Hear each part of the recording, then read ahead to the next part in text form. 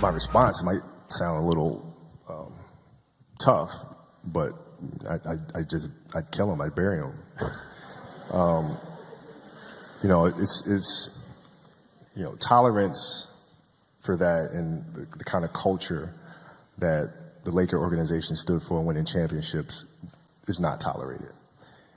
You're going to show up to play, and you're going to lollygag through this scrimmage, through this drill.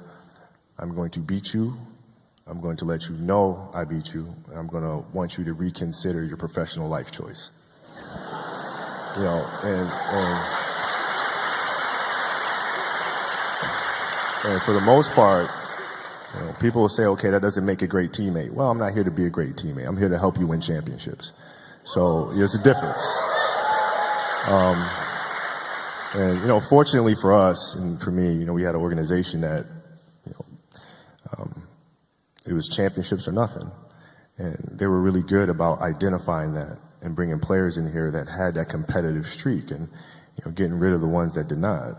If I got to fight to get you in the gym, that's a problem. That's a problem. You want players that are gym rats, players that want to be in the gym, that want to work. And then from there, you build on top of that. But if you're lazy, man, I don't want to talk to you. I don't want to deal with you. You're going to make me feel dumber. You know, you know, you're going to lower my level. I don't think so. You can go over there. There's plenty of teams in here where you'll fit right in. But your first 3 seasons, then the one game, it's the last game of the season you play Utah. Yeah.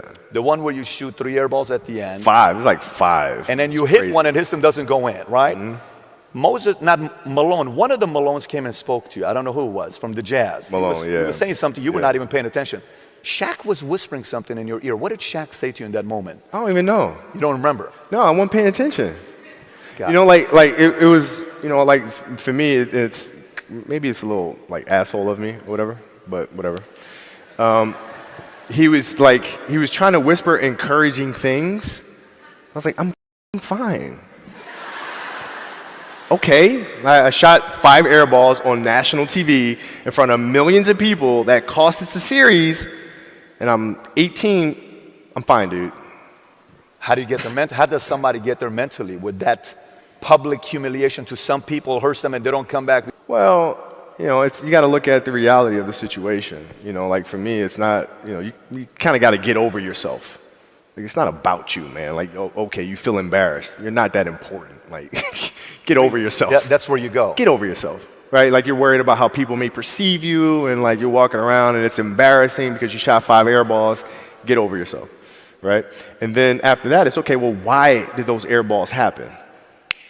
Got it. High school, year before, we played 35 games, max, right? Week in between, spaced out, plenty of time to rest. In the NBA, it's back to back to back to back to back to back to back. I didn't have the legs.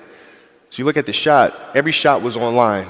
Every shot was online, but every shot was short, right? I got to get stronger. I got to train differently. The weight training program that I'm doing, I got to tailor it for an 82-game season so that when the playoffs come around, my legs are stronger and that ball gets there. So I look at it with rationale and say, okay, well, the reason why I shot air balls is because my legs aren't there. I go, well, next year they'll be there.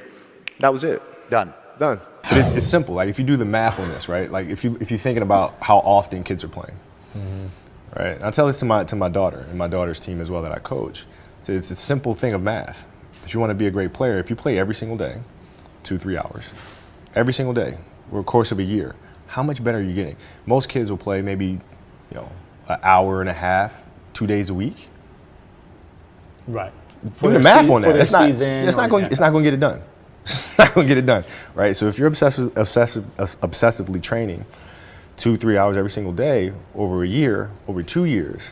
Probably could have made the announcement as early as last season. And I said, you know, if unless something changes, next season is going to be my last season. And then finally I realized, I said, wait, well, you can't make this decision based off of something changing. This is something that's internal. Do you want to do this or not? And if the answer is no, then that passion is no longer there the way it used to be. So just let it go. So there's nothing that could change your mind at this point. There's Zero. no streak of success or no. Zero. When we hear words like one-word descriptions of you, I would say competitor. Who's on your short list of best competitors you've faced? Michael Jordan, Allen Iverson are the two that come to mind immediately because they were relentless. Now Michael, his relentlessness was amazing, and Scotty's as well, both ends of the floor. And then, my generation, AI was much the same. I mean, from opening tip to the end, I mean, this guy was just going and going and going. And he'd always put you in jeopardy. So those two guys are the most competitive I faced. Who came the closest to being the Kobe stopper? The Kobe stopper. Well, the player I always had the most trouble with individually was always Tony Allen. Always. Bruce Bowen was a great defender. See, that was the name that was on my tongue, Yeah. but Tony Allen, No, Bruce was a great defensive player. Rajah Bell was a great defensive player. even though he was just that kid, who is that kid? Yeah. Well, I didn't know at the time. I found out, but I didn't really know. Now, if you were going to write letters to the 3 most influential people in your life, who would they be to? What would they say? Well, from a basketball perspective, I would say I'd write one to Michael, Bill Russell, and Jerry West. Saying what? Saying thank you for your mentorship. Thank you for always being there for me when I reach out and call. If you were having a conversation, you at 37, and I'm Kobe at 18, what would you tell the young Kobe? I would say focus on human nature. You have to balance out understanding human nature with the obsession to understand exact tactics of basketball. And as I've gotten older, I understood you can execute till the cows come home, but if you don't understand human nature, if you don't understand how to relate to others, if you don't understand what makes them tick, you're never going to win a championship. For those 5 championships, are you able to rank them? Are you able to say this one was more significant to me, or this one meant more, or this one was more special? How do you rank them? I think the standard answer should be no. They're just like kids. They're all special in their own way. But that's just not true. When we beat Boston in 2010, that for me that's number 1 with a bullet, because going up against 3 sure Hall of Famers, being down the series 3-2, having lost to them in 2008, and understanding the history and the rivalry and all that goes on there, and having a broken finger and playing with a cast on. All of those things make that championship more special than the rest.